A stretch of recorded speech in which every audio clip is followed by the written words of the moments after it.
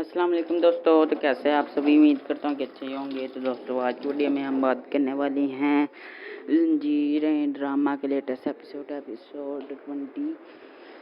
के प्रोमो के बारे में। तो दोस्तों इस एपिसोड में हम देखेंगे क्या क्या होता है, लेकिन उससे पहले अगर आप हमारे चैनल पर न्यू हैं तो चैनल को सब्सक्राइब करना मत भूलें, वीडियो को लाइक करना भी मत भूलें। जल्दी से रिव्यू स्टार्ट करते हैं। तो दोस्तों इस एपिसोड में हम देखते हैं कि जो लड़की होती है जिसका नाम आइला होता है, ये अनवर के साथ घूमने जाती है, लेकिन रास्ते में इनका गलती से टायर फट जाता है। तो फिर वो खड़े हो जाते हैं उधर।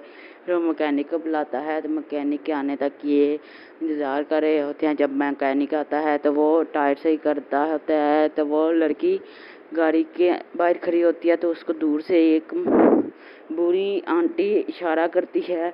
तो वो आंटी जो होती है वो एक ख़तरनाक सी डायन होती है।